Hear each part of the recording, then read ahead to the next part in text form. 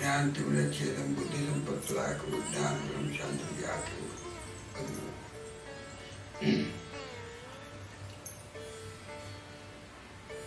हरि ओम श्री गुरुभ्यो नमः. ಸಾಧನ ಶರೀರವಿದು ನೀ ದಯಗೆ ಕೊಟ್ಟದ್ದು.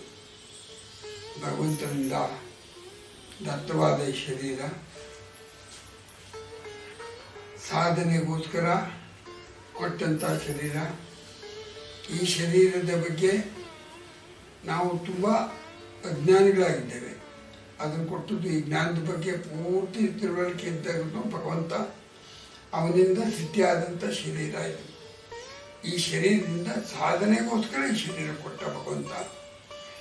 ಸಾಧನೆಗೋಸ್ಕರ ಶರೀರ ಕೊಟ್ಟದ್ದು ಇದು ನಮ್ಮ ಯಾವ ಮನುಷ್ಯನಿಂದ ದತ್ತವಾದ್ದಲ್ಲ, ಇದು ಭಗವಂತನಿಂದ ದತ್ತವಾದ್ದು. ಇದು ಅವನ ಕಾರ್ಯಕ್ಕೋಸ್ಕರ ಉಪಯೋಗ ಅಂತ ಕೊಟ್ಟಂಥ ಶರೀರ.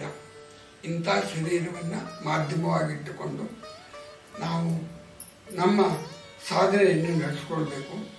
ಆ ಸಾಧನೆ ಏನು, ಆ ಸಾಧನೆಗೆ ಬೇಕಾದಂಥ ಪೂರಕವಾದ ಏನೇನು ಅವಯವಗಳನ್ನು ಈ ದೇಹದಲ್ಲಿ ತುಂಬಿಟ್ಟಿದ್ದಾನೆ ಅಂತ ಭಗವಂತ ನಾವು ಅದನ್ನು ಚಿಂತಿಸುವುದೇ ಚಿಂತನೆ ಮಂತ್ರದ ಉದ್ದೇಶ. ಆ ಹಿನ್ನೆಲೆ ಒಳಗೆ ಈ ಚಿಂತನ ಮಂಥನ ಅನ್ನೋ ಒಂದು ಚಾನಲನ್ನು ಪ್ರಾರಂಭಿಸ್ತಾ ಇದ್ದೇವೆ. ಯಾಕಂದರೆ ಮಾನಸಿಕ ಶರೀರದಲ್ಲಿ ಈ ಚಿಂತನೆಗಳು ಸಹಜ. ಆ ಚಿಂತನೆಗಳು ವೈವಿಧ್ಯತೆ ಇದೆ, ಒಂದೇ ರೀತಿ ಇರಬೇಕು ಅಂತಿಲ್ಲ, ಎಲ್ಲರಿಗೂ ವೈವಿಧ್ಯತೆ ಇದೆ. ಅಲ್ಲಿ ಇಷ್ಟ ಅನಿಷ್ಟ ಇವೆಲ್ಲವೂ ಇರ್ತದೆ. ಚಿಂತನೆ ಒಳಗೆ ಒಂದೇ ರೀತಿ ಇರಬೇಕು ಅಂತಿಲ್ಲ. ಚಿಂತನೆಗಳು ಬಂದ ಮೇಲೆ ಅದು ಇಷ್ಟವಾದಾಗಿರ್ಬೋದು, ಇಷ್ಟವಾಗದೇ ಇರ್ಬೋದು, ಇದ್ರ ಬಗ್ಗೆ ಮಾಡ್ಬೋದು, ಬಿಡ್ಬೋದು ಅಂತ ಇವೆಲ್ಲ ಚಿಂತನೆಗಳು ಬುದ್ಧಿಯೊಳಗೆ ಮನಸ್ಸೊಳಗೆ ನಡೀತಾನೇ ಇರ್ತದೆ. ಇಂಥ ಒಂದು ಚಿಂತನೆ ಒಳಗೆ ನಾವು ಯಾವುದನ್ನು ಆರಿಸ್ಕೋಬೇಕು, ಇದ್ರಾಗ ಭಾಳ ಮುಖ್ಯವಾದ ಇದು ಸಾಧನೆ ಬೇಕಾದ ಯಾವ ಚಿಂತನೆ ನಮ್ಮ ಮೋಕ್ಷ ಮಾರ್ಗಕ್ಕೆ ಅನುಕೂಲ ಅನ್ನೋದು ಚಿಂತನೆ ಆರಿಸ್ಕೋಬೇಕಾಗ್ತದೆ. ಆರಿಸ್ಕೋಬೇಕಾದ್ರೆ ಅದಕ್ಕೆ ನಮ್ಮ ವೇದಗಳು, ಉಪನಿಷತ್ತುಗಳು ಮತ್ತು ಅದಕ್ಕೆ ಬೇಕಂತ ಶ್ರೀಮದ್ ಆಚಾರ್ಯರು, ಅನೇಕ ಅನುಯಾಯಿಗಳು ಬಂದಿದ್ದಾರೆ. ಇದನ್ನು ತೋರಿಸ್ಕೊಟ್ಟಂಥ ಕೊಟ್ಟಂಥ ದಾಸಶ್ರೇಷ್ಠರು ಅನೇಕ ಜನರು ಬಂದಿದ್ದಾರೆ. ನಾವು ಅದೇ ಅವರೆಲ್ಲ ಹೋಗಿದ ಮಾರ್ಗದಲ್ಲಿ ನಾವು ಸಾಗೋದಕ್ಕೆ ಬೇಕಾದಷ್ಟು ಗುರುಗಳು ಬಿಟ್ಟಿದ್ದಾರೆ. ಅವರೆಲ್ಲ ಹೋಗಿದ ಮಾರ್ಗದಲ್ಲಿ ನಾವು ಸಾಗೋದಕ್ಕೆ ಬೇಕಾದಷ್ಟು ಗುರುಗಳು ಬಿಟ್ಟಿದ್ದಾರೆ.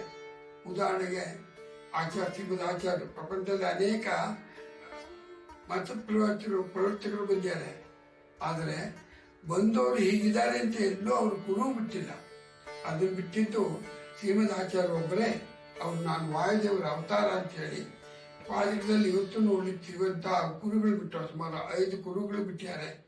ಅಂಥ ಒಂದು ಕುರುಗಳು ಬಿಟ್ಟಂಥ ಶ್ರೀಮದ್ ಆಚಾರ್ಯರು ಅವ್ರು ಏನು ತಾವು ಭಗವಂತನ ಕಣ್ಣಾರೆ ಕಂಡಿದ್ದೇನೆ. ಯಾಕೆಂದರೆ ವಾಯುತತ್ವ ಅಂದರೆ ಭಗವಂತನಿಂದ ಸಿದ್ಧವಾದ ತತ್ವ, ನಿರಂತರವಾಗಿ ಭಗವಂತನ ಜೊತೆ ಇರ್ತಕ್ಕಂಥ ತತ್ವ. ಅದು ನಮ್ಮ ದೇಹದಲ್ಲಿ ನಿರಂತರವಾಗಿ ಇದೆ. ನಮ್ಮ ದೇಹದಲ್ಲಿ ನಮ್ಮ ಎಕ್ಸಿಸ್ಟೆನ್ಸ್ ಅನ್ನೋದು ಏನಿದೆ ಅದು ವಾಯು ತತ್ವದ ಮೇಲೆ ನಿಂತಿದೆ. ಅಂಥ ಒಂದು ತತ್ವದ ಬಗ್ಗೆ ನಿಯಾಮಕರಾದವರು ಅದನ್ನು ನಿಯಂತ್ರಣ ಮಾಡ್ತಕ್ಕಂಥ ಶಕ್ತಿದ್ದು ವಾಯುದೇವರು ಮಾತ್ರ. ಆ ವಾಯುದೇವರು ಭಗವಂತನ ಮಕ್ಕಳೇ ಅಂತ ವೇದ ಉಪನಿಷತ್ತಲ್ಲೇ ಪ್ರಚುರವಾಗಿದ್ದು ಅವರೇ ಅವತಾರ ಮಾಡ್ತಕ್ಕಂಥವರು ಬಂದಿರೋರು ಶ್ರೀಮದ್ ಮಧ್ವಾಚಾರ್ಯರು. ಅವರು ಕೊಟ್ಟಂಥ ಪರಿವಳಿಗೆ ಈ ಸಿದ್ಧಾಂತವನ್ನು, ಚಿಂತನ ಮಂತ್ರ ಸಿದ್ಧಾಂತವನ್ನು ನಿಮಗೆ ಕೊಡುವಂಥ, ಪ್ರತಿಬಿಂಬಿಸುವಂಥ ಒಂದು ಪ್ರಯತ್ನ ಮಾಡ್ತಾ ಇದ್ದೇವೆ. ಈ ಪ್ರತಿಬಿಂಬದಲ್ಲಿ ಬಿಂಬ ಪ್ರತಿಬಿಂಬ, ಪ್ರತಿಬಿಂಬ ಅಂದರೆ ಬಿಂಬದಿಂದ ಕ್ರಿಯೆ ಆದ ಮಾತ್ರ ಪ್ರತಿಬಿಂಬದಲ್ಲಿ ಫಲಗೊಳ್ಳುತ್ತೆ, ಹೊರಹೊಮ್ಮುತ್ತೆ. ಹಾಗೆ ಈ ಪ್ರತಿಬಿಂಬದಲ್ಲಿ ಬರ್ತಕ್ಕಂಥ ಕ್ರಿಯೆಗಳನ್ನು ಬಿಂಬನಲ್ಲಿ ಇರ್ತದೆ.